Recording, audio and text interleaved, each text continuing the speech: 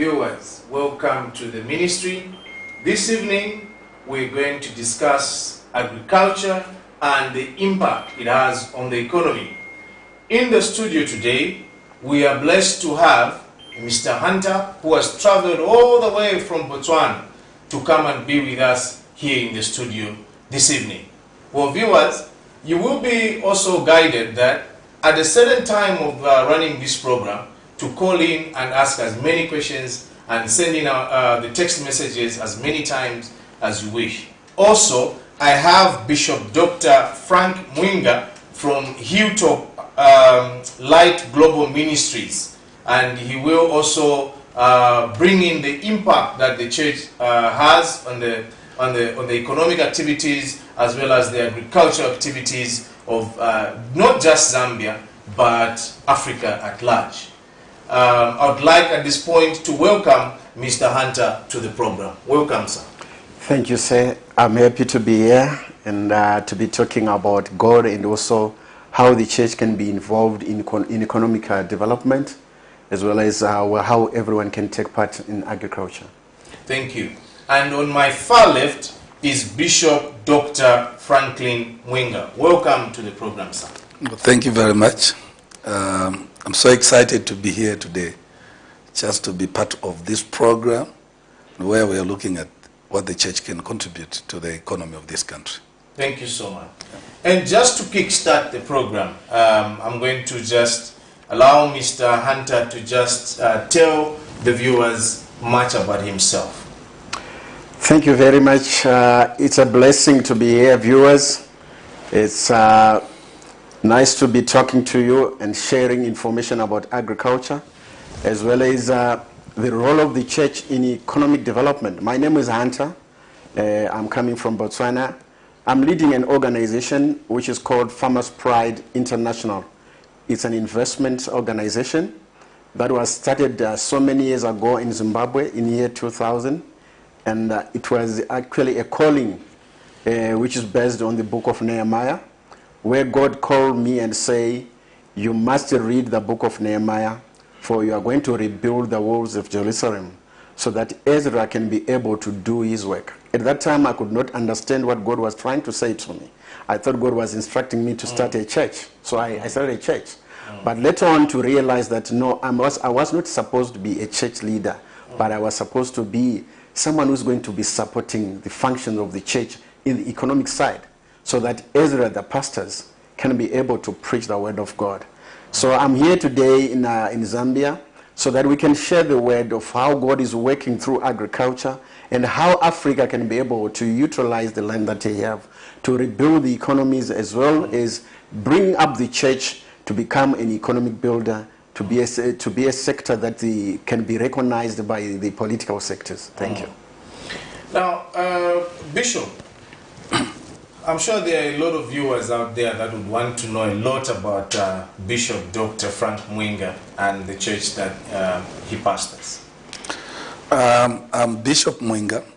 I'm the overseer for Hilltop Lighthouse Global Ministries, and I've been around in this country. But most of the people I know, it's very easy for you to know Bishop Mwinga when you talk about that. I've been the presiding bishop for Zaoga, Forward in Faith, in Zambia for many years. And I know for the past 17 years now, I formed a church which is by the name now Hilltop Lighthouse Global Ministries. And we are situated in Kamara South. That's where we are. Oh, yeah. Thank you so much. Just to go into the meat of the program, Mr. Hunter, agriculture and the church. The church only knows how to pray. We only want to pray and we have answers. Why agriculture in the church? I'm so excited to be giving a revelation to the church today, that God is the master farmer. When he created earth, he made man and put him in the Garden of Eden. We are told by Genesis 2 that he formed a man and put him eastwards of the Garden of Eden. And he would come every day in the evening, where he was communing with a man, to see what man had done in the Garden of Eden. His plan was about agriculture, so that we can take care of his land, replenish it, and be able to manage it. But as men, we had to run away from what God's plan has been. And definitely today, the church needs to go back and connect with God in the beginning, where agriculture started. We are eating what is being grown by others in the world today. Let me give you for an example. Africa has got 65% of the world's arable land. But all that land today is lying idle. Africa is begging for food. We need the church to take an active role in agriculture today. If the church is going to stand up and take up an active role in agriculture, it means the church is going to have a voice in building the economies of the world, and a voice to be able to take care of the poor, to take care of the widows, and all the people around us who are vulnerable. It's the role of the church to be able to stand up. But for the church to be able to stand up, we have to have an economic base which can be built by agriculture. Bishop, do you agree with Mr. Hunter regarding his theory that the church needs to participate in agriculture in order to improve the economic activities of the country, in order for the church to have a voice in a particular country, whether Zambia, Botswana, or Zimbabwe, be that as it may? For many, many years I've been in ministry, I've discovered that sometimes many people think the role of the church is just to go and preach, bring people to the kingdom. But I've discovered that the church has to go in these issues of teaching the people how they can use their hands. Because the Bible says, God says, I shall bless the works of your hands. So if you don't use your hands, how does God bless you? So it means that we have to go back to where we need to go back to the land, till the ground. Just as Mr. Hunter said, if you read the Bible in the book of Genesis chapter 1, verse 28, because verse 26, people, they read verse 26, where God says, let us make man after our own likeness. Yes. Okay? But if you read verse 28, and the Bible says, and God blessed them, and said unto them, be fruitful, and multiply, and replenish. The word replenish means you have to work. God puts you in the garden. He does not just put you in the garden so that you just eat without sweating. He says, replenish the earth. It means you have to till the garden. Just like Mr. Hunter said, that God is the one who actually started farming. So you have to go and start digging. Yes. Okay? And he says, and subdue it, and have dominion over the fish of the sea, and over the fowl of the air, and over every living thing that moveth upon the earth.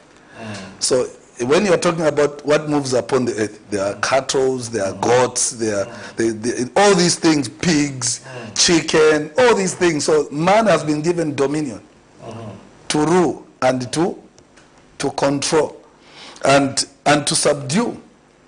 So it means that, you know, let me say something quickly about that. The church is not there just to blame government.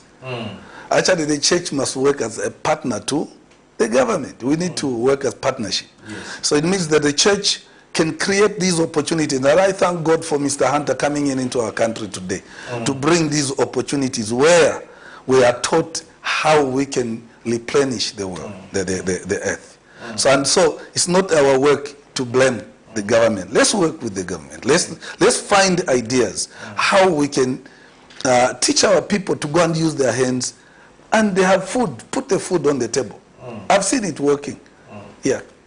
Well, Mr. Hunter, you just mentioned that we have about 65% of arable land here in Africa. Yes. Yet we are the poorest. Yes. Where are we missing it? Let me take you back to the colonial eras when Africa was colonized. Let me be a bit political. Go ahead. So that I can be able to unbundle what I want to unbundle here, which makes me very emotional every time I'm training people. When the colonial masters came to Africa, they saw us living in the forest. We were living in our farm, we were hunters and gatherers. We were growing what we eat, and we were processing. Processing did not come with the colonial masters. We were actually processing our own products. And they saw that if the black Africans or the Africans are going to continue living in their land and producing what they eat, they will not be able to control them. So the best way to control Africans is to take them away from production, where they are able to process. Because if you don't own the means of production, you are not independent. Whoever makes your food, whoever processes your food controls you. Because if they want to starve you, they can just stop processing. And when they stop processing, everything goes away. So they moved us from the forests after building cities. We're living in caves, we're living in forests and growing on food. They moved us. When they moved us to cities, we tested what is sweat, what we did not have that time. That had been processed. And we thought that that was good to live in the cities. And this is what they did. After they had moved us, they brought in their own education. Today we have so many African countries. If you go in African countries' schools right now, you see that English is compulsory. You are forced to learn English, but you're not forced to learn agriculture. You are not forced to learn to grow what you eat. Because the issue here is to make sure that there are employees being produced by schools. Schools are not producing industrialists. You ask a child today, what do you want to grow and what do you want to do when you grow up? I want to become a teacher. I want to become a nurse. I want to become a pilot. No one is saying I want to become an industrialist. Because we are taught to become industrialists. Our schools today are actually factories which are manufacturing employees, consumers. So when they took us from the forest and put us in the cities, they built supermarkets so that we can be able to buy processed goods that are coming from the farm. And guess who went and stayed where we were staying in the beginning? It's our colonial masters. They occupied the land and stayed in where we were staying, and they called them farms. They started saying that, and we're staying in the cities. We are now getting education, 10 years, 15 years to become a doctor. But let me tell you one thing. I'm getting a certificate as a doctor. I'm getting a certificate as a teacher. At death, my children are going to inherit what? They don't inherit my certificate. No, they don't. Right. Above my certificate, I'm given a death certificate. That's what I take to the grave. And I leave my children with nothing. And nothing. They are exposed to hunger, they are exposed to poverty. Because the system that has been created is not to empower the black man, but it disempower him and make sure that he's not going into production. The church has actually inherited that. The church has taken that. Instead of the church refocusing on where God created the earth and took us into the Garden of Eden, the church is actually continued in building people who are dependent on other people instead of building people who are able to go into industry and process. We are farming in Africa, but the concept of farming today, let me just give you an example. Go to any school today and look at the book that is used for agriculture. It is an old woman and old man's face. Which means any child who is going to be learning today is going to look at the old person's face and think they can only become farmers when they are old. They can't venture into agriculture, so they have to wait for 50 years. It's actually a programming. It's actually a program that is put in us, which needs us to look back and say we have to work at a change of mindset change in our people, so that we are able to know that agriculture is not for the old, because everyone needs to eat. I am sick today, I need to eat. I am working today, I need to eat. A doctor eats, a teacher eats, a banker eats. So we have to make sure that the church understands that we need to go and reconnect with God. Let me just take you back. I want to take you to TB Joshua. So many years ago, 2008, he started telling the world, one day is going to come where the whole economy, the whole world's economy is going to collapse. It's going to close down. People look at TB Joshua and say, he's just a prophet. He can say anything. He has to move out. He keep quiet. But TB Joshua was telling them the world what he was doing. Farming. We see TB Joshua distributing rice in his church and everything that he was giving to church. He was trying to tell people where the real money is. From 2008 up to 2020, nothing was happening, and people thought that TB Joshua was just saying heresy. But in 2020, something happened. The economy was shut down. And there was only one ministry which survived. I'm so excited. Only one ministry which survived, the Ministry of Agriculture. And who is the owner of Ministry of Agriculture? The only governor of the whole world, the creator of heaven and earth. He was the supreme ruler. His own ministry survived.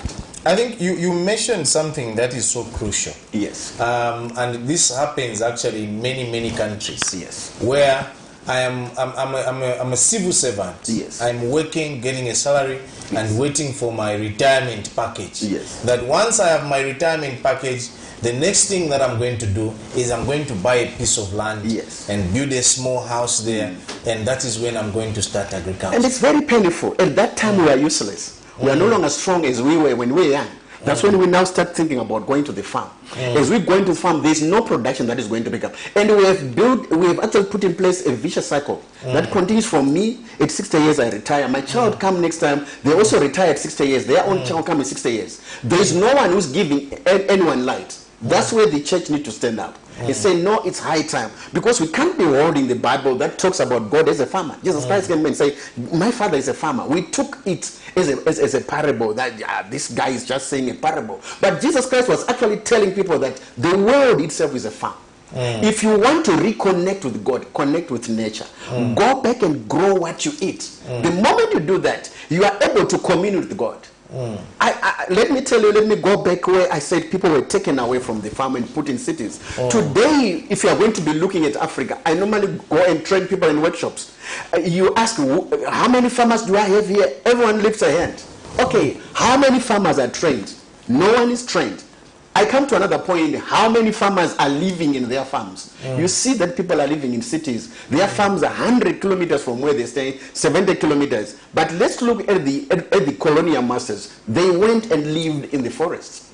They went and lived the farm. Today, white farmers live in their farms. They don't share their time with townhouses. They stay at the farm, wake up every day, hear birds sing, fight with snakes, and appreciate nature. And they're able to produce what they can eat. Africa today is doing another type of farming that they do every day, from hand to mouth. They are just growing what they can be able to eat today. No one is thinking of growing what the world can eat. We grow maize, which comes seasonally. When the rains come, we grow maize and we end there. We are poor today, we are poor tomorrow. Listen, a person has got 100 hectares, 200 hectares, but you go to their bank account, it's negative. I want to say negative zero in their bank account. And in most cases, you'll find a lot of people actually own very huge chunks of land. Yes. And probably someone owns about, maybe let's say for example, 20 hectares. Yes. And just utilize about maybe 0.5 hectares of the entire land. Yes. So there's less production there. There's no production at all. I drove from Botswana coming to Zambia. I decided to drive because I want to see what is happening in the land. It's a sorry state. Old people, young people are beside the road holding a chicken. They're selling so that they can make a living. But behind them there is gold. There is land behind them. There is water dams all over. No one is using that. But they are thinking of selling charcoal beside the road. They're thinking of selling just small bits and pieces on the road so that they can make a living. But those people are actually rich because they have land. When you have land, you are rich. I've been going to China for so many years, 10 times to China. I was taught something that pained me so much. In China, you go, a person with 1 hectare of land in China is actually rich. They can be able to produce for the nation. You come to Africa, vast tracts of land, we are not even able to produce for our own families. I am here in Zambia not just as a visitor, I'm an investor. My organization, my company is an investment company. We're investing in agriculture. I'm leading an organization called Farmers Pride International. We are going to be carrying trainings for farmers here in Zambia, where we are looking at training people to go into production of Irish potatoes. We are looking at sweet potatoes. We are looking at sunflower and moringa. We are trying to bring and understand to people that we need to activate agriculture. If you are looking today at potatoes, it's a very easy means of making money. If I'm going to be talking of figures today, people will be shocked that... well, hold your fire there. Hold your fire on the issues of potatoes there. Yes. Well, viewers, in the studio, just along this program, as we discuss a lot of issues regarding agriculture, Pastor Hunter, Mr. Hunter is also a pastor.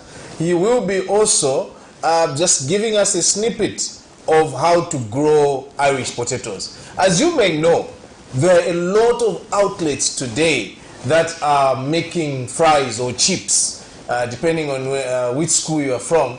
You can call them fries, you can call them chips. I grew up knowing they're chips, but now I've changed my language because they're fries. Right. And we have a lot of malls now that are, have a lot of restaurants around, and of course they will need those fries or chips. So, man of God, Bishop, this issue of having civil servants or in other sectors of the economy working for so many years, retiring and going to the farm, later on, these are your members. Where are we missing it at the church? They've been members in the church from time immemorial up to retirement. And where have they missed the message? In the Bible, we have Abraham, who is blessed with vast amount of land, as far as his eyes can see.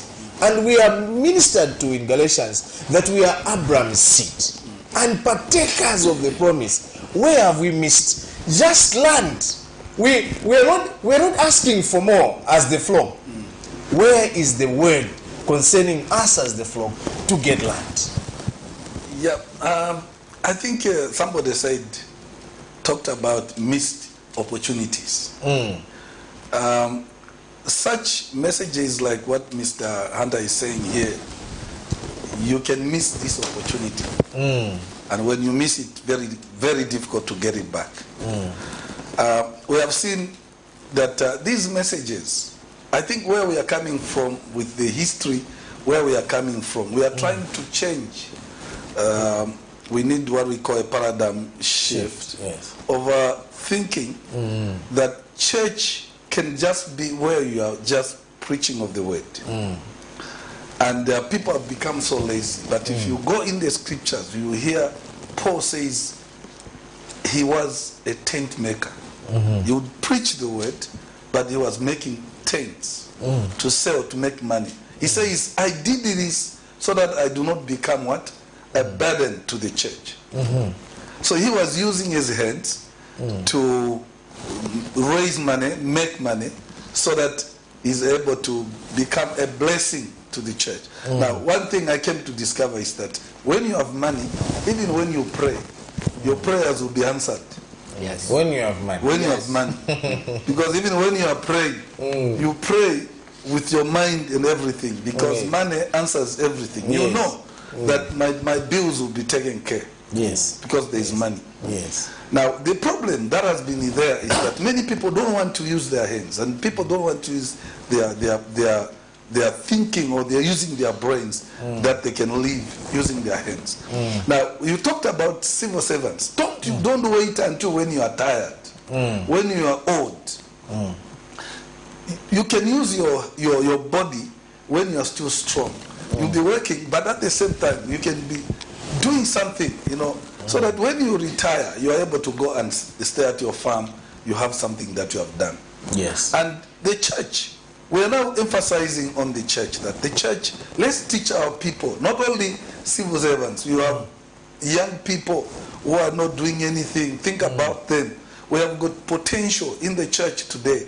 People who are not doing anything, there are plenty of them, and they are not doing anything. I believe that it's the work of the church to start to teach these things, so that our people can be making their own monies. And they come to church, they come and give their offering in church. We were talking as pastors, I think that was 2 weeks ago. We were so many bishops and pastors who were just talking what's happening now, that looking at our economy of Zambia today, it's biting. Petrol has gone up, everything has gone up. And you find that our members, they go to church, they don't have money to give. And we start to shout at them and say, you are cursed, you are not giving the men of God, you are not bringing bread in the house of the men of God. And you start to curse your people. And the Bible says there is power in the mouth. Yes. Whatever you say, when you are talking all those things against your members, those things, my brother, my pastor, out there, those things, they happen because you are the men of God. You are speaking those things, they happen to your people. But time has come. Why don't you teach them ideas? Teach them about these opportunities, how they can be using their hands. To me, I can testify to you that for the years I've been in ministry, and even I remember last time, let me say this, to take this opportunity to talk about it. The church sometimes has lost its saltness, because we have gone into politics. We have supported people because we wanted a brown envelope. We wanted money to be supported.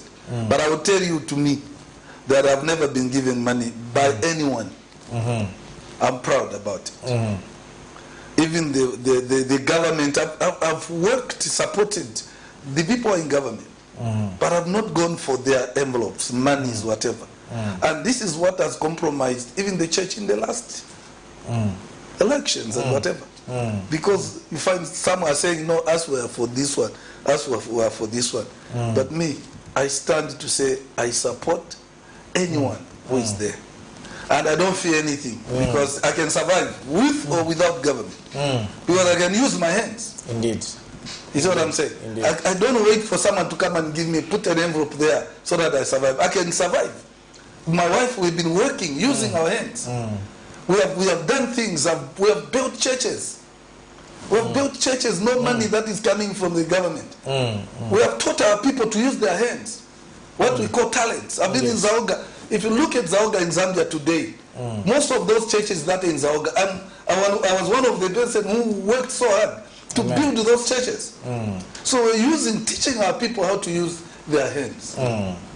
And we raise money. So now, like, what I'm trying to also bring up is that, like this opportunity that Mr. Hunter is talking about, planting potatoes, you can raise billions and a lot of money. And I think Mr. Hunter will talk about it. You know, the opportunities that are coming in now. I like this one. I want you to be attentive and listen to what Mr. Hunter will be saying about how you can plant potatoes in sack bags. Just on the back of your home, your house. You can get land. People that have got junk land today. You can go and plant thousands and make money. And you go to church, you give your money in church, and you can support anyone. Not to go and be a beggar. I don't think that's good. But for us to give, because the Bible says, blessed is the hand that giveth. Indeed. And just to push back a little bit, Bishop,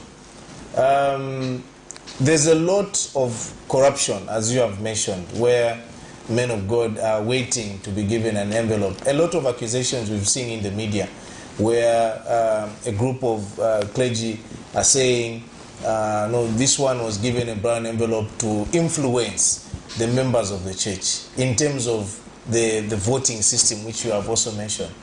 Do you think there's a way we can get rid of that selfishness from the pulpit? Yeah, we can. You know, why people fall to those vices? They'll be looking for money. Okay? But if you're able to use your hands, you're able to produce money, you're able to survive, and also to be satisfied with what you have. I don't think it's good for a politician to come to me and give me money. Then you throw away your calling. And this is what has happened. So all those things have happened because we are not thinking above or beyond the box. We are only thinking about preaching, then people bring tithe and offering. That's why we are making a mistake. Okay, because even I need to also give tithe. I need to give. Indeed. You see what I'm saying? Indeed. So now, I don't want a politician to come and corrupt me. But I must be having authority on the politician, and I advise him to say, this is wrong. Indeed. And Mr. Hunter, I'll be coming back to you. I just want to have this conversation with the Bishop regarding the church, especially from the church aspect, and then we'll go through with the agriculture aspect. And just what you've mentioned, I shared with you earlier that for me, my theory is that the church should always be a fourth state, legally, and not the way, because Zambia is a Christian nation, as it were. So I always think Zambia should have another state. Many other countries, especially developed countries, have more than 2 arms of government. They have more than 3 arms of government. So Zambia itself can also adopt. What do you think about Zambia having the 4th state, legal institute That just the way the executive is, the legislature is, just the way the judiciary is, now we end up having another, which is the fourth state, the church, and taking part in the economic activities of this country. Okay, that one maybe I would need to get to know, to have more information about what you are saying. But I believe, according to the scriptures, that when you look at the church from the beginning, from onset, the king needs the priest. Indeed. Moses did not go alone to save the children of Israel in Egypt. He needed a priest. Aaron stood on the ground of being a priest. And Moses was like the president. So it means that church and government, we need to move together. It means that what you are saying, I need to study it more so that I can say we need that direction. But the issue is that we need the church. In fact, let me also advise, even these who are in government today, don't throw away the church.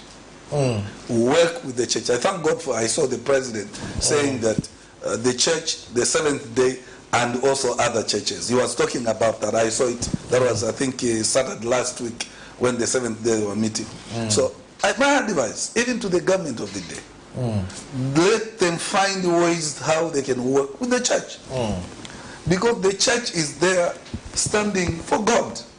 If you work without the church, you are throwing a lot of, maybe I would say, the potential that would help you to run and to govern the people of Zambia. Because church and government, we are partners. We are serving the same community or the same society or the same people. Because the same people who are in government, they're the same people who are in church. So we have to work together. We have where we start and end, and the government have got where they start and end. So we need to make sure that we work together. I like the idea, but to me, I would say, let us find a way how we can work together, both government and church. Indeed. But again, Bishop, I'm with you on this one, because before I come to Mr. Hunter, politicians have lost faith in the pastors, in the bishops, in the clergy. They've lost faith, because at one point, a bishop will be waiting for a brown envelope. A pastor will be waiting for a brown envelope. How will, in the next generation, politicians respond to the call of God from the bishop who received the brown envelope? Those things have been compromised. I think the politicians, they have done a lot of damage they have entered into the church, they have damaged the men of God, using the monies, the power. These things started, I think, when you hear about brown envelopes, it started during the time of President Chuluba. That's when these things started. But to me, I still feel that the church should not be compromised. The politicians must know. They must come to our churches now. They must come to look for Bishop Mwinga now, not during the time of campaigns. You see what I'm saying? If you come to Gawata or Kamara today, there's too much water there. We need the drainages now. Let them come and do drainages now, not during the time of elections, because you're looking for a vote. That is very dangerous, and this is what we do not want. Let's work together now. Indeed. Yes, we need to work together now when we need you. And when you come to my church today, no one will ask, no one will say, oh, he has come there, he's looking for a vote. Come, let's work together now. So the problem that has been there is that the politicians have gone to the church because they are looking forward elections. They want votes. And then what do they do? They go and corrupt the men of God with an envelope. You see, they will give money. And a brown one, not even a white one. Did you know that money has got power? Do you know that? Money has got power. When one has no money, you will see the way he walks. Then you know that there is no money there. But the moment money has come, do you know why thieves... Even the walk changes. Yes. Do you know why even thieves, they know that there is money? It is because the way you are walking, there is something there. Money changes everything. And I've seen something.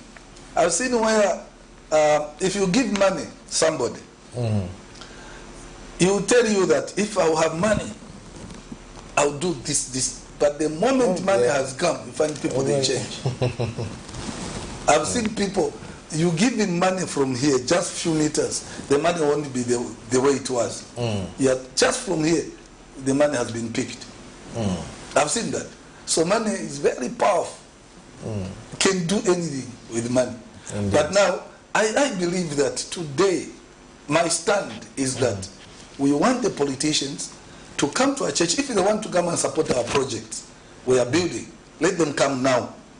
Because whatever you are doing now, you are doing it for God, but not during the time of elections. We don't want you that time. The House of Prayer looks like an abandoned building now. The previous government was looking forward to building this beautiful structure as a house of prayer. Yeah.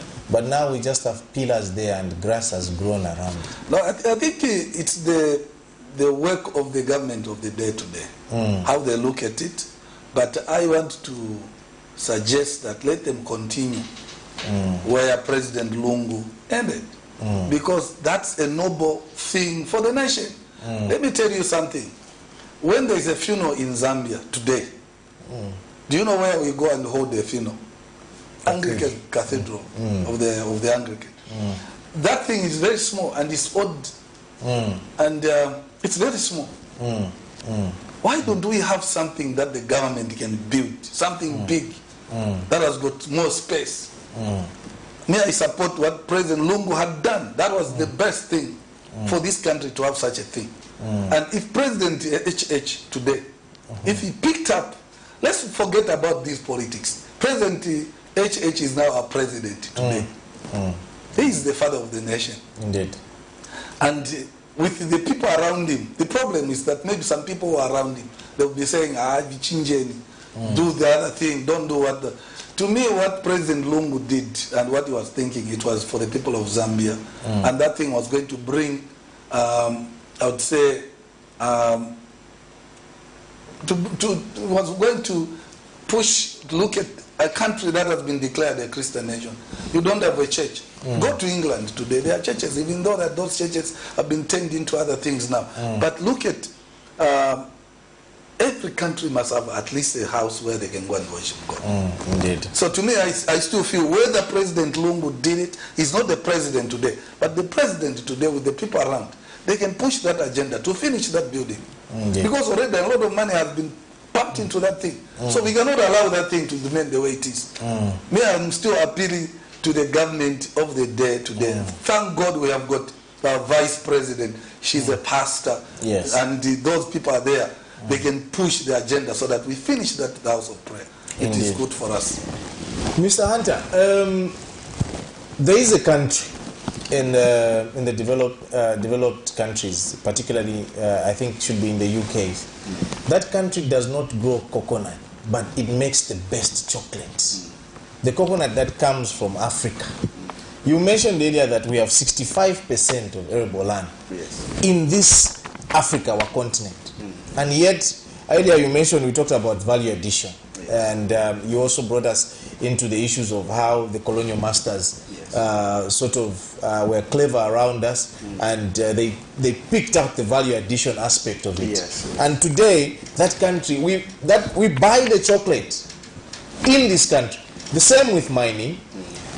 We produce the copper in terms of cathodes. We export the cathode, and that copper comes in as wire, and we buy the wire. Expensive. So, in terms of value addition in agriculture, do we see economies of this country, of this Africa or Zambia, particularly this country, developing once we look at value addition of our products? Particularly, we can look at potatoes or we can look at sunflower in itself. I would like to take you back a bit. Please do. Agriculture is the fiber of the economy. It's the backbone of the economy. No economy can survive in the world without agriculture, because agriculture connects every sector of the economy. If anyone is going to go in a supermarket today, 99.9% of products that you see in every supermarket come from agriculture. Indeed. They come from the land. What we are just going to do in supermarkets to buy things that have been processed, we call that value addition. We used to drink our milk from the cows while it is still hot. It was health for us. We live long. Right now, our life expectancy has gone down because we are eating things that actually have been processed, and so much has been removed from there, including the water we buy from shops. Right. Value addition can change an economy today. An economy, and here I'm looking at the products that we are here to push people to go into. Value addition multiplies what you have. What has been making Africa to fail was that we grow. Africa is into agriculture. One, we grow wrong crops, crops that do not have value or that do not bring value. Those are the crops that we grow, and because they are cheaper to grow. Number two, after growing, we sell our products to other countries or to processing companies who process and come with very expensive byproducts. From maize, from another crop, they come with very expensive byproducts. And those byproducts we won't be able, especially the poor person on the ground, won't be able to buy. If we're going to be talking about food security today, we look at the people in the streets. Are they able to afford food that is coming processed in the shops? They are not able to do that. But that food is actually coming from a farmer who remains poor for the next 20 years because they are producing products that are bought from them on a cheaper price. And they are taken to factories where they are processed, and value is added to that product. And when it comes back in the supermarket, it becomes expensive. Let me tell you what is happening right now. We have a problem in Africa that we don't want to work together. So many years ago, countries or continents like Asia, America, and Europe declared a green revolution, where they looked at value products, crops. They chose products that they knew that these crops, if they are going to be grown today, they'll bring money immediately on the table. And again, they'll be able to create employment along their value chain. I'm taking you to potatoes, but I want people to understand that when we are talking about value addition, we are talking about products that can be able to sustain an economy. Products that can actually be able to go and connect to a poor man who is in the community. They can have food on their table as well as they have money. Agriculture is one sector that can be able to bring everyone to the same level in life. Here I want to bring in the what I call 3 dimension of economic building. I want to bring the social, political, social economy, and social culture. In many countries in the world today, let me say in Africa, we are using a top to bottom approach where social political is the one that is major and is ruling over the social economic and the social culture. And if you look at that, we have so many failed states in Africa because the politicians want to control the economic building. They also want to control the culture in the country. At the end of the day, people look at the politician and they say this belongs to politicians. Let me just talk of potholes in the road.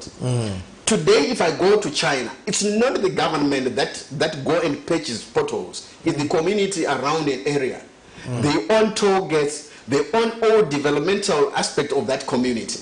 But here in Africa, we wait for a city council to come and patch a pothole.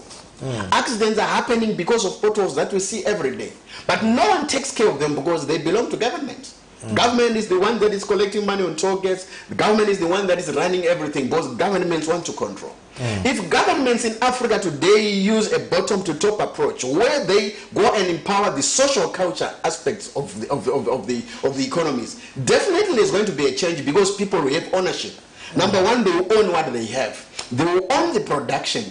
And again, they will go and build the economic base of the country. At the end of the day, they will protect the government of the day. Because the government of the day is not supposed to be calling the shots on everything. The government's role in economic building is policy making. You make policies that are conducive for business environment, policies that can allow people to build wealth. Right now we are looking at sustainable development goals. If I'm going to be looking around Africa, I'll find a few countries that have managed to come up with the results that can show that they are actually trying to win against poverty and hunger. SDG number 1 and SDG number 2. We are talking of fighting poverty by 2030. But so many African countries are lagging behind. Why? Because we are not empowering our people, we disempower our people. If we are going to empower our people today, we have to go back to the rural areas. Let me just tell you something. Everyone today who is learning and is in the rural area, they think of going to a city to get a job. Why? Because our rural areas are rural areas. If I go to Europe today, I don't find a rural area. I will find a countryside. Oh my God. That was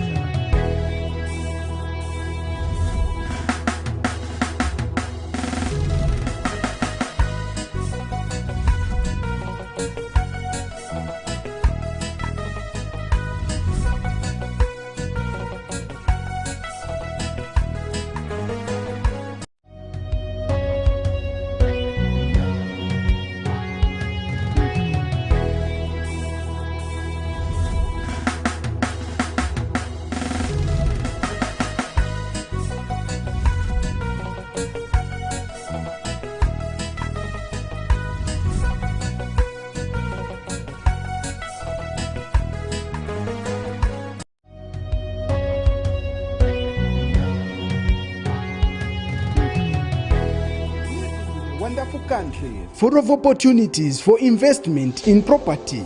Make sure your investment is guaranteed.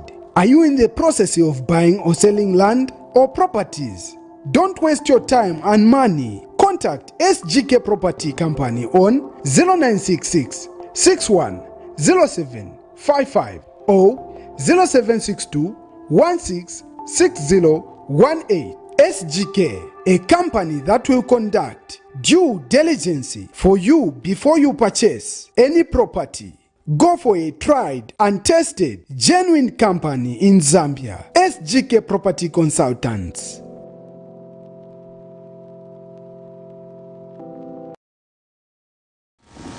Well, as you are on the floor, you mentioned quite a lot of issues with regards to agriculture. Now, the theory, you talked about the social, economic, and social culture, and you have the social, is it social political? political. Yes. Now, here's a theory I want to bring to you. Yes. We have very nice tarred roads, Yes. 4-lane tarred roads going to malls, but we have gravel roads leading to farms. Yes. Where does the theory, the 3-dimension, fall in that context? Are we not placing importance on agriculture? Right. We are not placing importance on agriculture, because if I have tarred roads, good roads in the cities, it means my focus is in the city. I need to develop the cities. But let me tell you where the problem is right now. I was talking about this empowering the social culture base, where I said, let me take you to the rural areas. Our organization is focusing on rural development, where we are saying, if the Africa is going to be rich today, we have to take people back to the rural areas, because the rural areas are the ones who are actually supporting the ecosystems of cities. Everyone who works in the city came from rural areas. And in the rural areas, there is land that we can go back and be able to work. What is missing right now is infrastructure. I'm looking at technology. If I'm going to take, one day we had the research that we did. We said we want to see what makes people stay in the cities. Let's make a lot of boards when we write free Wi-Fi. And we put arrows going into the forest. We want to see what is going to happen. It was at a 4-way. Then we put our signs. What we saw that day shocked us. Everyone slowed down, looked at the billboard written free Wi-Fi and an arrow. They turned, right? A queue of cars were going down the lane, and they are arrived at an open ground, which was now talking about the Wi-Fi system. Definitely we had put up Wi-Fi system, and we wanted to see what was happening. Everyone was taking out their phones, trying to connect, and we were asking each other, where is the password? Most of the people were actually wearing suits. We're coming from the cities. We asked them, what are you looking for here? They say Wi-Fi. They say, so if you are going to get free Wi-Fi in a rural area, you can go and say, yes, we can go and stay in the rural area, because there's no congestion. Right now in the cities, we have overpopulated cities, which are not even able now to cope in providing service. to their own people. But we have rural areas which are empty. And everyone who's in the city today belongs to a rural area which is not developed. Most of us die today, we go and be buried in rural area. You find a very old house in the rural area. They were busy developing cities, that they were not developing rural areas. It's now time to take people back to the rural areas, show them where there is land, how important it is and how expensive they are with their land, so that they are able to farm what they eat. So development now needs to be focused on rural areas. If we develop rural areas, our economic base becomes strong. So the social culture is looking at developing the rural areas, connect with the people, the people who in turn produce what is going to build the economy, and the economy will bring now good governance. Indeed. We can't have security in a world where people are hungry. A hungry man is an angry man. As long as a person is hungry, they go for brown envelopes. If today we have people who are rich, who have money in their pocket, you don't go to politicians to ask for money because you have got your own money. You go to countries like United States of America, a politician seeking a vote has to be rich. They have to have money. And they come to people telling people what they will do in the next 100 days. If I don't do this in the next 100 days, go to parliament and impeach me. That's what we want. That's what we want in Africa. We want an empowered people. But we can only get empowered when agriculture is strong. Indeed. Right. Now we're going to go into the actual growing of Irish potatoes. Yes. And before, I know you have mentioned that you have a training that will be going on. Bishop, would you talk more about this training that will be going on? Yes, we are going to have a training tomorrow at Hilltop Lighthouse Global Ministries in Kamara South. As for you to get the place, when you just cross, in Ring Road, as you are turning going to Hero Shop. On the other side, there is Mount Meru, and then there's the small road that goes up. Then you see where Hilltop Lighthouse Global Ministries is. Okay. And that's where we'll have the training. And this training, we are asking every participant to just come and pay only 400 kwacha. But if you, we have also subsidized. If you attend 2 days, Saturday, tomorrow, and Monday, you only pay 450 kwacha. And this 450 kwacha, you are going to have lunch and also water. And also on Monday, you have water and lunch. So what is the training the all training about? Tomorrow, Mr. Hunter will be dealing with how you can plant potatoes in a bag, in a 50 sack bag, or the 25 kg sack bag. How you can plant the potatoes right up at the back of your house, you can do that. Or if you have got big land, yes, you have got massive land. Yes. You plant thousands and thousands, and you are able to. I think Mr. Hunter will handle that one. How much comes out of a 50 bag or 25 bag? So you handle that one, Mr. Hunter. So, Mr. Hunter, let's go now into the training. The viewers out there are excited, they're yearning to learn about the growing of Irish potatoes. Let's go through the training right now, from the beginning to the end, even though I'll be interrupting you from time to time, just to make sure that the viewers there are not left behind. So let's start. I have a portion of land. I don't know which you're going to start with. Just being done at a home level or at a large scale. Where are we starting from? I want to take you back a bit so that I can explain what is happening about the training. Indeed. Farmers Pride International is investing in what we call Rural and Urban Agriculture Innovative Production Program, where we are connecting the rural and urban. Why are we connecting the two? The rural area has got farmland. The urban area has got market. So the two can be able to come together and be networked and be able to boost an economy. But what we have seen is that so many people are in the urban area. So we said to ourselves, how do we take people back to the rural area? Because if I just come to you today, doctor, and say, I need you to go to a rural area without money, definitely I'll see you in the city tomorrow. So what we have done, we have discovered that there are so many big spaces of land behind our yards in cities. And no one is using those. Some of us are actually planting flowers, which is good, but we are not getting any money from that. So the project that we are implementing 4 projects. The first one is Irish potato, which we are training people to plant in bags, which we call bag potato farming. Bag potato farming is done at backyard. You can plant 1,000 bags, or you can plant 500 bags at your backyard. And in each pocket of your bag, you are able to get 2 10 kg pockets. I'll be explaining the details when people come to the training tomorrow. How do you come to get 2 10 kg pockets in a 50 kg bag when you have planted potatoes? So if you plant today, if you are going to plant 500 bags today, I just want to give you a rough estimate that 500 bags are going to cost you $1,200 to plant. Cost of production, water, and everything involved. If you take them to the market where a bag of potato, a 10 kg bag of potato is going to be costing $10, $10 US, you get 100,000. Okay, let's slow down a little bit there. Yes. I know this. He has a lot of energy about it. He's so passionate about it. Yes. So I'm interested also in what the viewers want to learn. Yeah. So let's take it a bit slow. Yeah. You said the cost of production is what? $1,200. $1,200. Yes, for 500 bags. That is for 500 bags. Yes.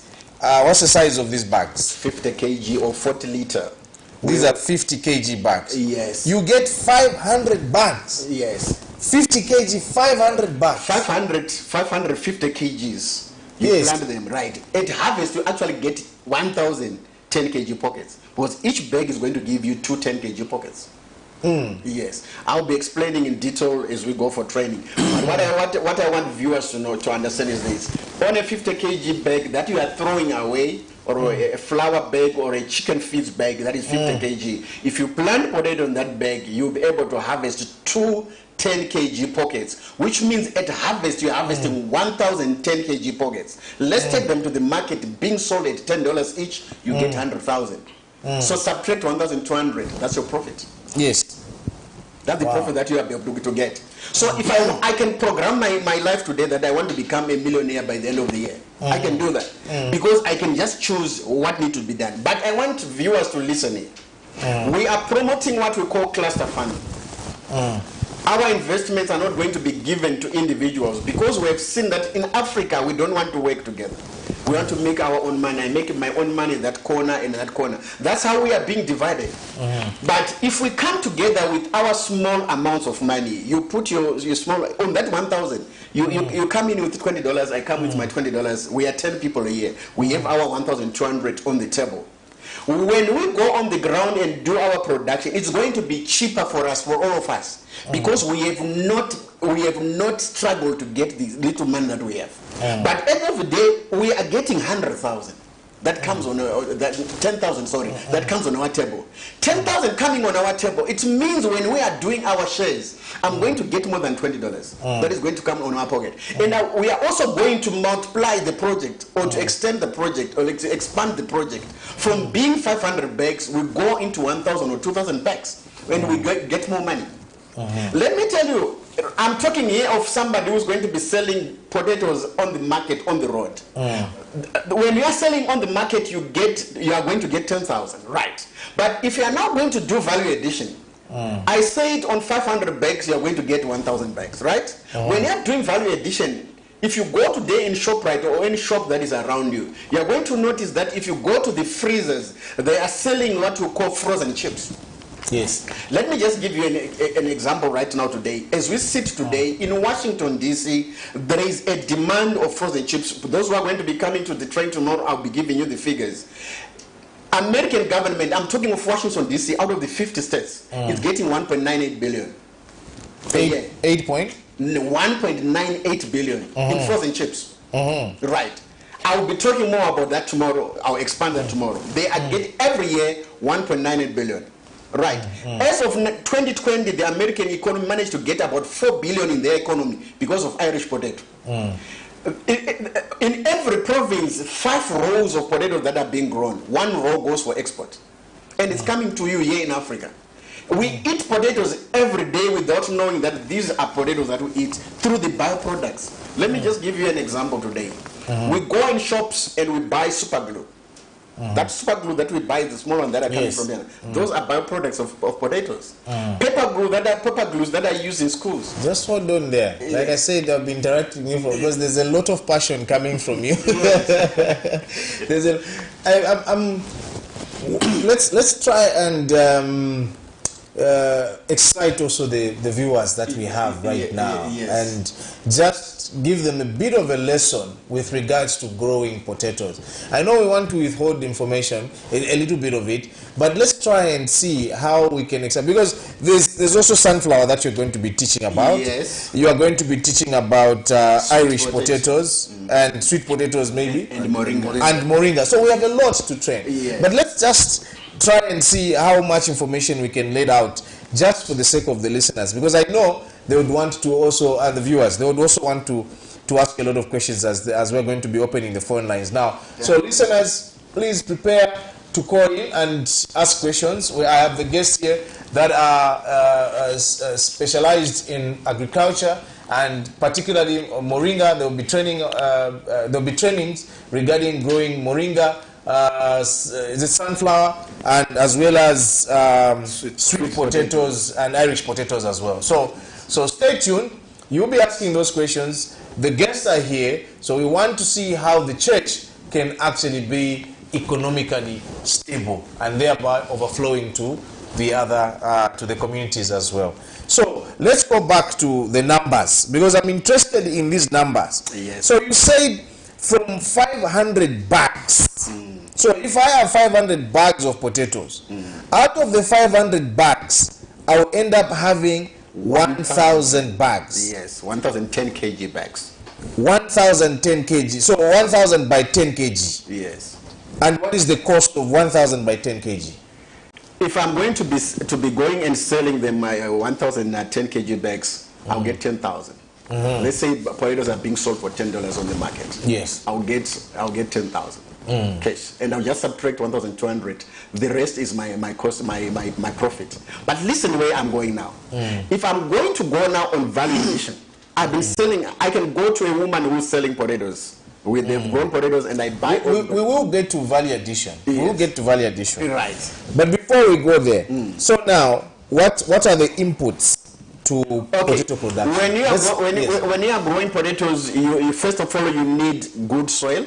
Yes. Fertile soil, which is topsoil. There are two types of soils. One is loam soil and sandy loam soil. Right. When I'm talking about loam soil, I'm talking about that soil that we can be able to press and it holds together, but it can also fall back when we put it on the ground. That is soil that I'm calling loam soil. It doesn't contain sand. Then when I'm talking about sandy loam, I'm talking about the soil that we use for plastering. Yes. Right. Peat sand. Peat sand is fertile. If you're talking the topsoil, you need to use that for potato growth, for potato growing. We also need fertilizer.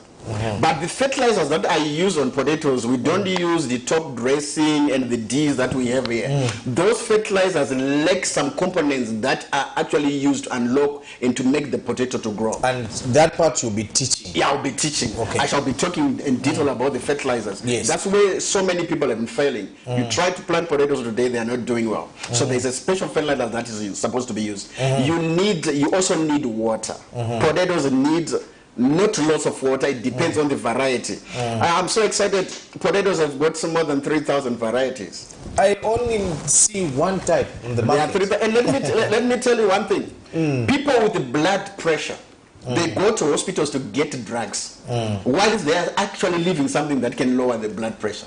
Today, if you cook your relish and you put a lot of salt, and someone tests that and tell you that there's a lot of salt. If you want that salt to be taken out, just cut potatoes in pieces and throw it in the pot and boil for a few minutes. It absorbs all the salt and sugars. So potato actually lowers blood pressure, because when you use it, it goes and absorbs the salts and the sugars that are in your body. It's actually a herb, but people don't know this. So we can actually use potato to heal a person. And again, there are people who forget. I always laugh at people who forget things. 2 weeks ago, I was in a workshop in South Africa, and one of my colleagues, he had his spectacles on his head, and he was going around looking all over. What are you looking for? I'm looking for my spectacles. They're actually on your head. He forgets even car keys. Potato unlocks, it helps in the brain function. I'm talking of potato water here, boiling potatoes just for a few minutes and drinking potato water. It helps the nervous system, it helps in brain function, it also helps in those people who want to keep a healthy bodies. You can just drink it. Okay, let me go back to planting potatoes. Yes. So you need fertilizer. You need and you mentioned about fertilizer that you need a special type, yes, which the listeners and viewers, those that would want to come for the workshop, yes, they will be able to learn more about this one. Yes, and you need bags. Okay. 50 kg bags. You must use 50 kg bags which are plastic coated, but that can be able to release water because they need drainage. So many people who have tried to do potatoes in bags, they will find out that they are so watery, and at times they won't taste. I'm so excited because I have the solution on how those potatoes can actually be turned to become normal potatoes. But it's a process that needs time to explain to everyone. So your bag should be able to drain water so that at least chemicals that are going to be coming with the fertilizers are able to be drained out, and also that there is also going to be air circulation. Potato needs temperatures that are not below 16 degrees Celsius and not above 28 degrees Celsius, and it needs 6 to 8 hours of sunshine. You don't grow potatoes under the trees. And again, potatoes have got so many enemies. It's a family member of the Solanaceae or the nightshades. You don't plant potatoes near a tomato tree. You don't plant potatoes near tobacco. You don't plant tomatoes near peppers, any type of pepper. Don't plant potatoes near those things. And the eggplant. Because the potato is the weaker family member. If any disease comes and it tries to attack these crops, it goes to the potato. And again, I've seen so many people growing potatoes from shops. Those people, I normally tell people in my workshop that they are actually committing crime. Because the moment you take a potato from a shop and grow it, it's not meant for being a seed. When you grow it, you are growing viruses that fly out, because most of them are airborne, to go to areas where potatoes are being grown and destroy potatoes. So anyone who has been planting potatoes from shops, they've actually been doing a wrong thing. There are special tubers, we call them potato tubers, which you're going to also be teaching again on where to source that particular type of potato. Because for me, I was actually thinking tomorrow I should go and buy potatoes and grow. No, you don't buy in a shop. Those in a shop are meant to be eaten. And when you buy these special tubers, they are in different varieties. So many varieties. And tomorrow I'll be telling you what. Let me just tell you. You eat Royco soup every day. You put it in your soup every day. That's potato. But it's not written potato when you buy it. It's written Royco soup. Indeed. Both value addition has happened there. People drink vodka. I'm so excited when people come to me and say, no, I'm drinking this strong stuff and it's good, it's nice, expensive. Vodka is a product of potato. Ethanol that we mix with our petroleum to fire our cars, it's coming from potato. So we are missing something that can actually do. Potato is a diamond. We are missing the bigger picture here that can bring money into our lives, because we only know potato for chips. That's what we know, that potatoes for chips. And anyone who is going to be going into training, they just think that I can grow potatoes so that I can make that's what I think about potatoes. I can't drive all the way from Botswana to come and teach people to grow potatoes in bags so that they can sell. No. We are looking at processing. This is why that's where the African power is. Processing. When we grow potatoes, we go into processing. We are going to be teaching people the secrets behind which our colonial masters did not want us to know. If you go into potato production, we call it a value product. Potato is a high value product. If you grow it today, in the next 4 months, your life changes. So, just maybe yes, Mr. Bishop. Hunter could also help in the area of what type of seed. And do you have an idea where this seed can be accessed? Because will it be available also to the people who come at the workshop? Will you give them where to find, where to source that particular? Zambia is actually or blessed. maybe you've come with any. Zambia is actually blessed. Because here you get outlets that are selling tubers. But tubers has been bought by people with big farms, commercial farmers. They are the ones who have been buying tubers. So we are going to be telling them the variety that are on their market. We did the research and we know which variety are good, and we tell them their uses and everything else. So tomorrow we'll be giving you information. Come for the training and you won't regret it. And definitely let me tell you something. This is a million maker project. If you want to become a millionaire in 2023, come and attend the training and definitely you learn something. Well, viewers, we've come to the point where we will be, the phone lines are open and you can send us the text messages, you can give us a call. The number is right on your screen there. Give us a call if you want to ask questions about the workshop, you want to ask questions about how to grow potatoes. Here are the experts right here at Camnet TV. And we will allow him to continue explaining. But in the background, please prepare to just call in and to text, and the technical people will be able to share those text messages and we'll read them online, and you can even give us a call online and we'll take that call and we'll be having a conversation together with you right here in the studios. Yes, you are talking about the seed, yes. Right, I was talking about seeds. Seeds are available in Zambia. Zambia is actually blessed. In Botswana, where I come from, we have a struggle both with import seeds. So Zambia have got its own seeds and its best varieties. Tomorrow at the workshop, we'll be telling people the right variety, what brings money to you, the benefits.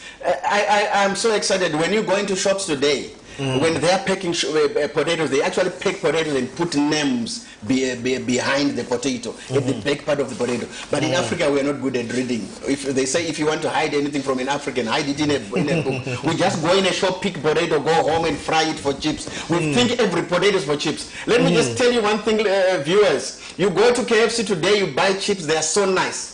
They're so nice, they're so delicious. And you think that people in KFC know how to cook, how to make chips.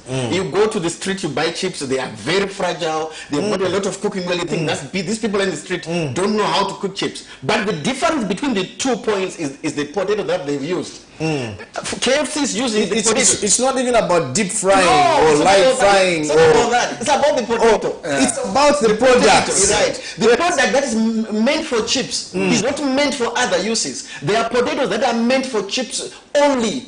And there are potatoes that are meant for so many things. We're going to be talking about I think that's where most people have missed. Yes. So you think now someone working in KFC is actually good. They're not good at making chips. They're using the best variety that is supposed to be used for chips. So tomorrow we'll be giving you all the tips and hints so that at least you understand and where you can make money, how much. We are going to be doing a lot of mathematics, taking back to school so that we'll show you where money is. I know everyone wants to know where the money part is. And again, let me say this. Back potato farming is an introduction into potato production. Why are we bringing back potato farming first? You don't need equipment. Potato needs equipment for farming. So if we are going to take people back to the rural areas, first of all, let's start in the urban areas. They grow in their backyard. If you grow 500 bags and you make money today, tomorrow you want to grow 1,000. Yes. Yeah, and you find out that your backyard is no longer enough now. You hire a space until that space is also not enough. You now start thinking about the land that you have in the rural areas. You go and fence both, you've got the money. So we are actually bringing an opportunity for people to have capital. When you get capital, you are able to go to the rural areas and grow your potatoes. We have a caller on the line. Good evening. Good evening.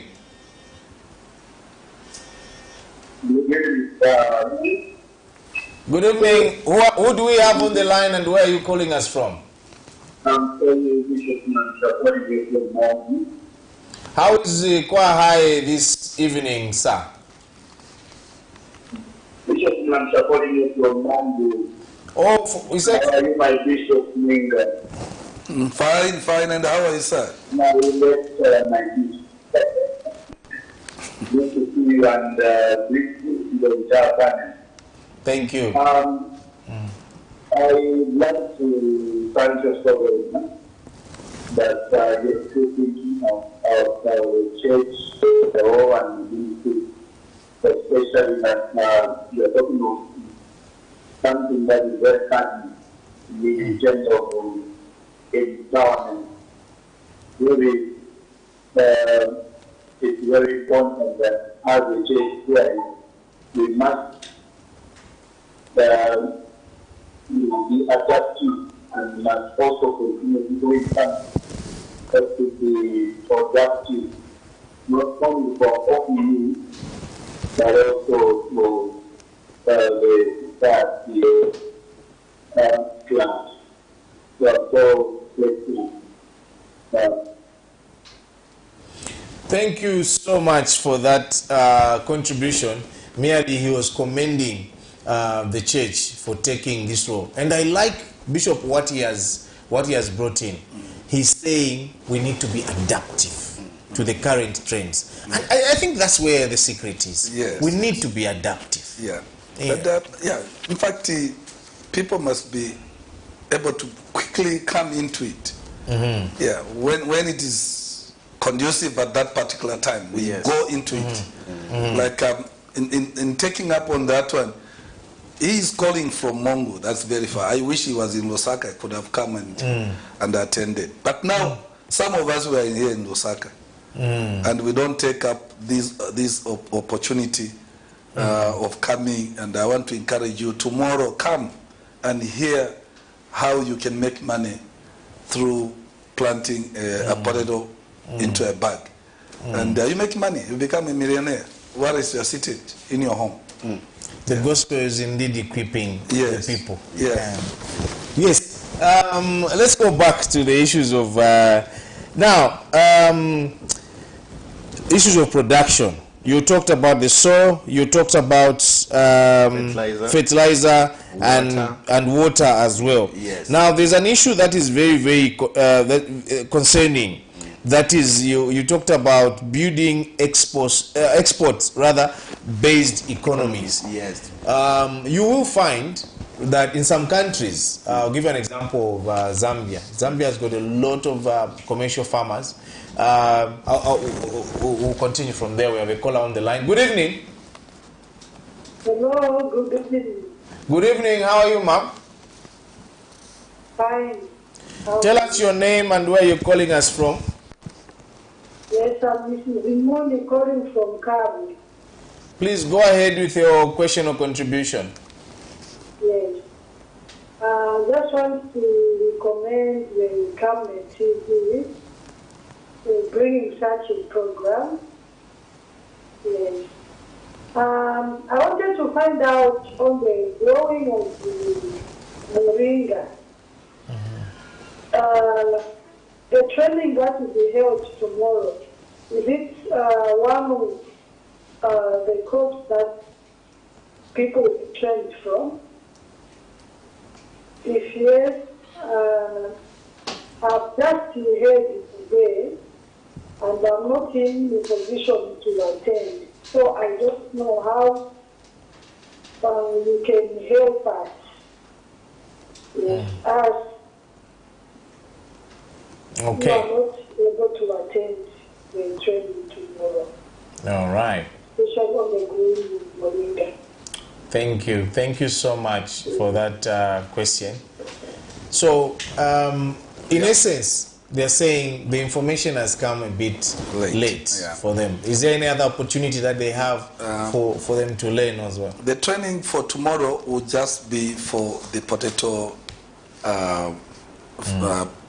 teaching about and training for planting the potato in the bag. But on Monday, Mr. Hunter will be teaching how you can plant moringa and sunflower and sweet potato. So it will be done on Monday. But tomorrow he will be dealing, maybe he will be dealing also with the potato and the sweet potato. Maybe tomorrow, yeah. But on Monday, that's when he'll be handling the issue of moringa and sunflower. So if you can, as you have heard today, you can still travel, come to Osaka on Monday and attend, and you get that opportunity to be trained how you can plant moringa and sunflower. Do you have a comment on moringa? Yes, I have a comment. Tomorrow we are training on baked potato farming. On Monday we will be touching sunflower and part of the moringa project. What we want people to do is that this is not the first and the last. We are laying a foundation of the trainings. This is an ongoing training. Like I've said, we are investors. we have come to invest into agriculture. But first of all, we need commitment from people who are going to be taking part. So commitment comes with training, and you go in production. So people in every area can be able to mobilize people in their area. You mobilize a group of people, at least more than 30 people. You connect with Bishop Mwinga and our country director here. They register you for training in your area. We can actually organize to go into those areas at another time and go and train people. So we are going to be doing this the whole country, but we have to mobilize. Because what we are doing, we are recruiting 10,000 farmers per country. We are working in 43 countries in Africa. So we are mobilizing 10,000 people per country.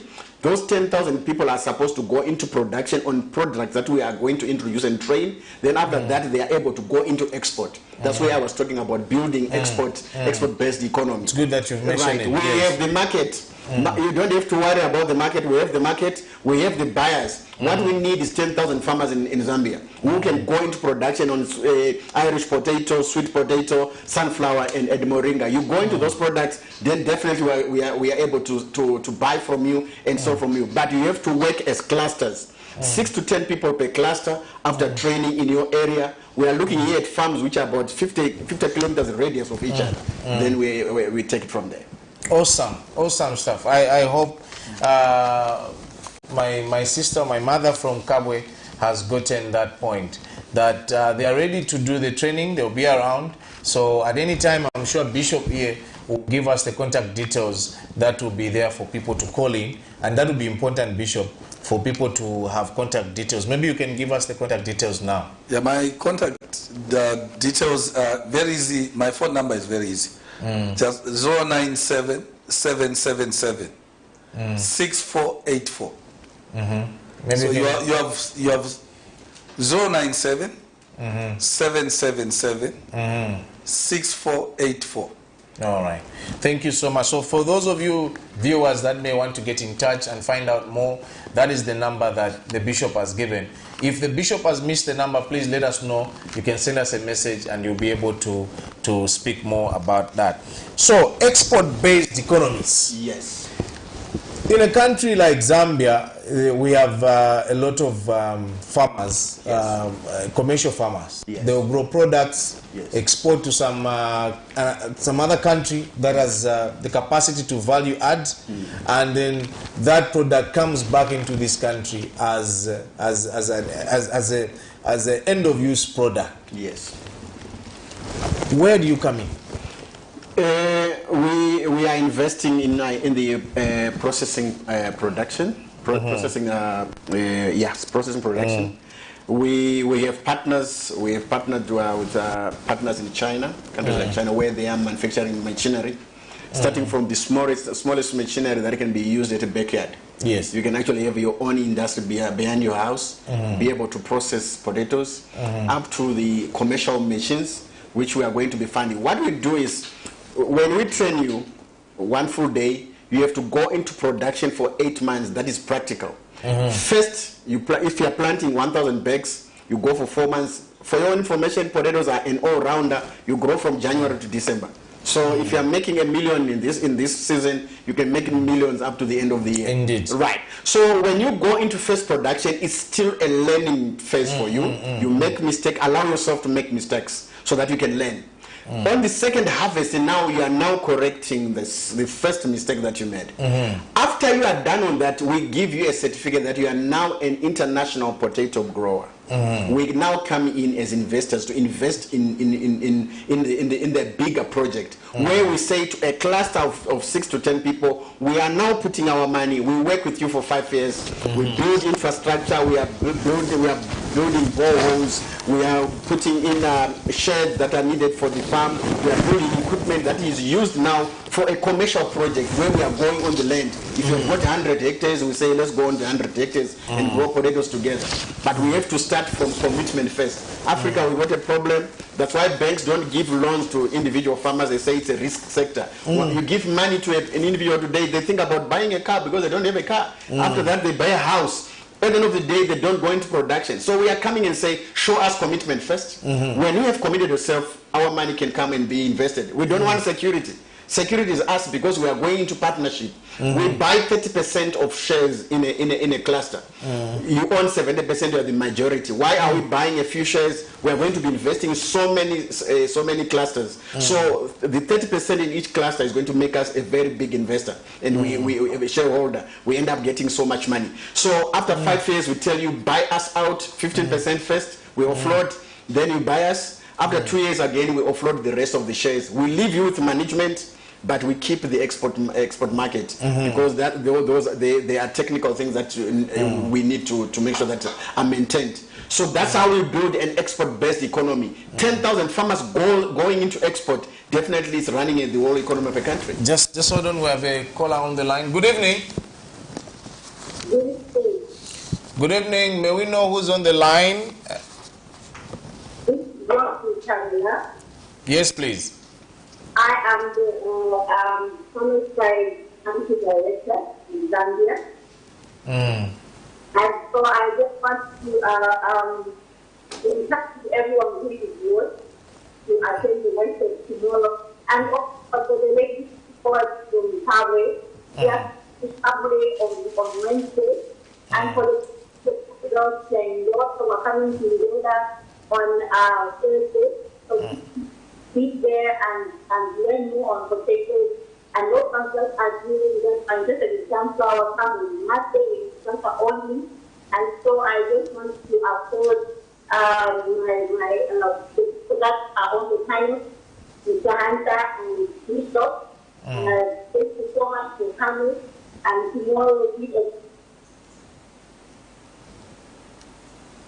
Oh, thank you so much. That is the country director. Yes. I think for your project, if I got it right. Yes. And she sounds so excited about it. She's so excited. It's like if you are building an economy, you know how if you are, you know what you're going to achieve out of people, you get excited. Especially with us, we know where we want to take people. You know, it's good for an African to be able to transform other Africans. It pains me so much when I look at Africa and see the level of poverty in Africa. When we have all the resources here, all the resources are on the ground. We have land, we have water, but we're not able to use what we have. So this is an opportunity now to transform people, to change the way people think, and show them where there's money. Let me just take you back. When Jesus Christ died, he went for 3 days and he came back. The first disciple he was looking for was Peter. Right, and he knew where Peter was. Peter had gone back to his old system. And when he went there, he saw Peter struggling to catch fish. He was not catching anything. And what did he say? Peter, throw the net to the right side. And Peter looked at him and said, I've been trying. He said, no, the one who is speaking right now is going to cause that to happen. And Peter threw the net to the right side. What happened? They caught fish that they could not even contain. That only shows you that if you are doing things the right way and if you are connected to God, you won't go wrong. Come tomorrow and enjoy. And definitely you are going to be transformed. I know there are people who have got debts. People who are being chased for debts all over. This is the right opportunity. Potato will take you out of debt in 6 months. Potato will make you a multi-millionaire in 12 months, as long as you follow instructions. Are you forming networks with international linkages? With, say, for example, here in this country, you have your clusters, and they're successful in what they're doing. Are you forming linkages knowing that your company is in different countries? Yes, we are forming linkages. We have got an office in the USA. Like I said in the beginning, I founded this organization in year 2000, and it has grown to go to the United States of America. We have our chief executive officer is a professor in the United States of America. So America is a trade mission where we are working on the sales of our products, and we also have China. I am linked to the Chinese people very much. For the past 12 years, I've been working with the Chinese, including Chinese government, Minister of Commerce. We've been trained in several areas where we are building linkages, starting from the youth and going into women and other sectors. And again, I've got good news. 2 months ago, there was a research that was carried out by the United Nations, and I was in Botswana. I took part in that research. After taking part in the research, they saw that there are so many women who are into agriculture, but they are lacking resources. So there is an application that is being developed Any member of Farmers Pride is going to be added to that platform. When you are added to that platform, you are connected to what we call microfinance credit schemes that are going to be offering loans to women and the girls so that they can go into farming. So if you come tomorrow, you are going to hear a lot of how you can be able to make it into agriculture. How can we be able to build an export-based economy, also being a knowledge-based economy? We've been lacking knowledge on how to do things. That's why we've been failing in whatever we do. Even the God says, my children perish because of lack of knowledge. If you don't have knowledge, definitely you can sit on diamonds and make them stools. Someone comes and tell you to stand up and give you $1 and you think that they're actually loving you. What they want is the diamond that you've been sitting on. Indeed. Yes. You know, Well, I heard a story about one Zimbabwean who was in what's this place where they were finding diamonds. Just early in the morning you find plenty of them. Yes. So this guy every day would come and sweep them. He didn't know that they were diamonds. What's the place? There is a name. Manikalenda, Chiazwa. Chiazwa. Yes. In Chiazwa. You know, diamonds would pop up every morning. They would just pop up. So this guy would be sweeping them and put them in the bag. And then one day there was a person who came. So that person, he knew the diamonds, but this guy didn't know that they were diamonds. And you know what happened was, so this guy, you know, he said, these things are giving me problems because every morning they come out and I'm sweeping them, put them. So this guy looked at them, he knew that these are diamonds, and he says, oh, okay, so can I buy them? So he bought them. He went and sold them, came with a lot of money. He says, can I buy all this place? This man says, this place is giving me a lot of problem. I want, if I sell, I want to go to Angola and buy diamonds. So he sold that land to that man. And he went to Angola to go and look for diamonds. So when he went in Angola, what happened? He went and looked for diamonds and he found the diamonds. Then he says, is this the same stone which was giving me problems in Chiazwa? Yes. Now, ignorance is a danger to life. But most people don't even want to invest in workshops like this one, where they know that they'll get a lot of knowledge, and afterwards they will be self-sufficient. They will develop their economic best, their financial best, and so on. Well, Mr. Director, do we have text messages? If we have text messages, please. We can throw them on the screen and read those. Okay, can you read that first message? Hi team, Camnet, following very well. Will the meeting be online or physical? I'm interested. What plan do you have for those who are very far from the place you'll be holding a workshop? Regards, Paul. Paul, right, what a very good answer for you. We are going to be in Kabwe, we are going to be in Kitwe. We are also going to be in other areas. So we are training physically. Why? We want to connect so that at least we can be able to share information. At the moment, we are not doing this online. We want you to be meeting with us, and I spend 9 hours with you and be able to transform you. It's not about farming only. It's also about changing your mind so that at least you can be able to see opportunities. Thank you. It would be great also to just have them on DVD, and then those that will miss the training can purchase those DVDs. Yes, definitely. Yes. Evening panel, are you found in every province here in Zambia, and you work in a partnership? My regards, Male Solwezi. Yes, Mr. Solwezi, we work with partners. We actually need a lot of partners on the ground who can be able to network, because when we are building clusters, we cannot do it alone. In your area, we need you to mobilize people so that at least we network and we bring people on board so that we can be able to work together. We were talking here about social economy, the social culture, building an economy from the social culture base. So we need you to come on board so that at least we can be able to connect in every area. Thank you. Nice one. Any more messages there? Okay, there's another message for you there. Good program. Can men of God repeat what he said about blood pressure and potatoes' health benefits? Robert Lusaka. That's the first question. Right. My answer to the first question is that potatoes absorb salt. If you have got a pot with salt, too much salt, just put potatoes, they will absorb all the salt. So in your body, when you drink the potato juice, it absorbs salt and sugars, and it will lower your blood pressure. Simple as that.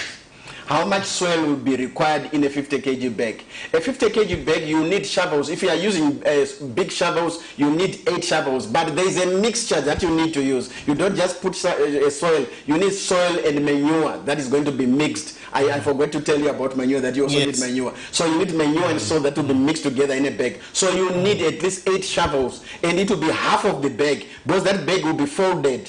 Those who are coming to the training will be training how to fold the bag. So it will be half, and it will be 8 shovels if you are using a big base shovel. If you are using a small shovel, it will be about 10 shovels of the mix of soil and manure. Thank you. So even the proportions of the soil versus the manure, it must be you will be able to teach all that in great detail. Yes. Thank you. Any more messages, Mr.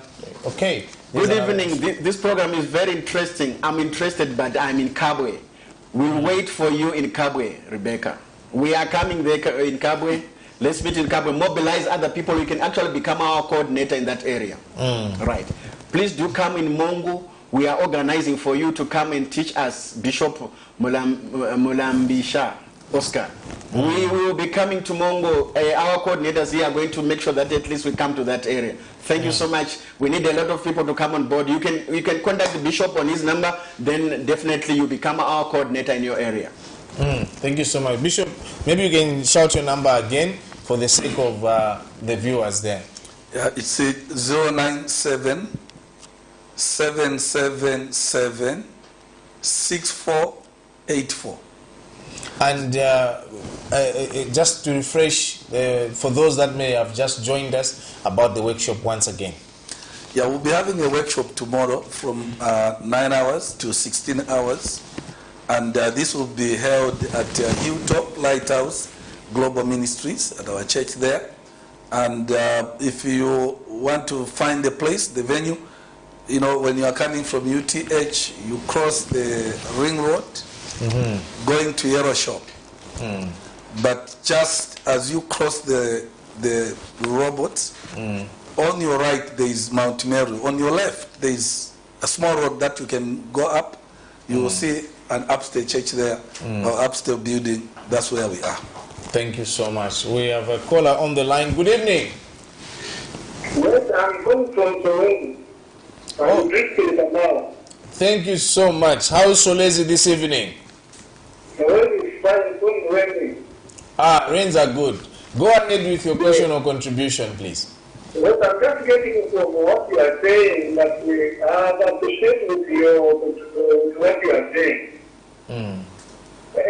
Yes, what I mean is, I don't know the pastor. I want to fix to me the number for the pastor, because I want to communicate with you tomorrow. So that we make an arrangement for you. We need you also to come in for you. Okay, thank you so much. You need the pastor's number. I will ask him to say it one more time. Maybe, do you have somewhere to write right now? Okay, my numbers are 097 777 6484. Thank you so much. Thank you. Do you have any more messages? All right. Thank you so much. Thank you so much. Now, at this point, we're going towards the end of the program. And there are so many people who are excited about this project that you have.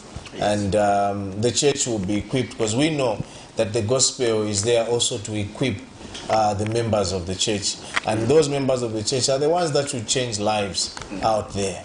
So apart from just agriculture, I believe that people will be edified in the word of God, and they will be equipped just also in the things of God.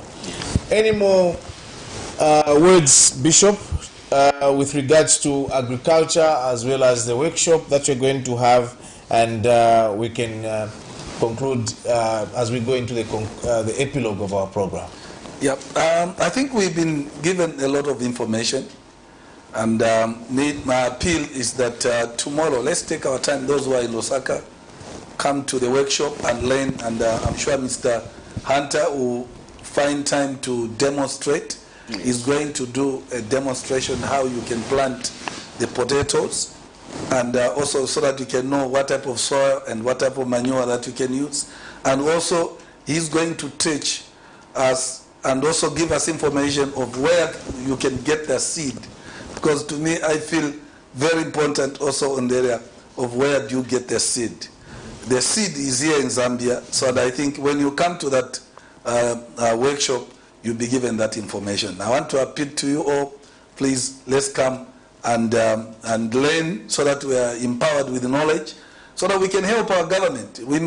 Let's go back to farming. Let's go to do these issues where we can use our own hands. We make money, we take our children to school, we support our families, we go to church and we're able to give our offering, we're able to support our men of God in our churches. And, you know, I was talking about my passion on the bishops and pastors that are retiring. You know, you find that today we have got so many bishops who are dying because, you know, when you retire, no one will look at you that you still have potential to work in the church. They'll tell you you have retired, and then you may be retired, you don't have a house, you don't have anything to do, and many bishops, they die with stress because of that. And also, your children, when you have died you have not left a home, a house to your children, then what will happen to your children? They go back into the streets, and they hate God because you did not leave an inheritance to your children. So I want to encourage that let's come and learn this information that would help us turn around our lives. And we help the government of the day than insulting them, blaming them. When certain things, we can do them on our own. So that we continue praying for those who are in power, those who are governing us. Indeed. And it's just crucial, Bishop, what you've mentioned with regards to retirement. Because you see, the way we look at it as retirement in this part of the world, retirement is when you've worked a lot and then you go and sit. And then I've retired. You are just sitting at home. It means retired.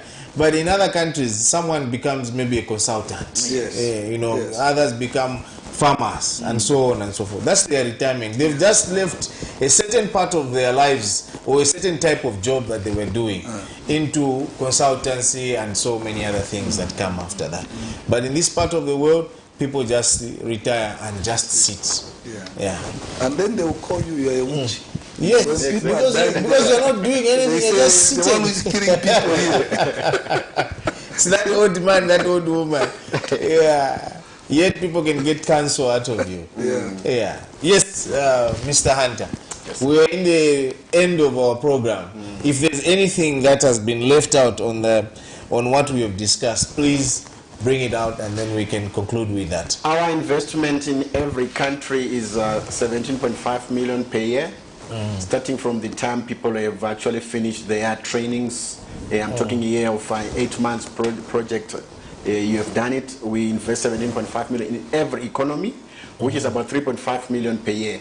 I'm talking of 5 years. 3.5 million per year, which means the 10,000 farmers we are bringing on board will have a share of that money, which is going to go take them into production, change their lives, and be able to develop. We are aiming at the church.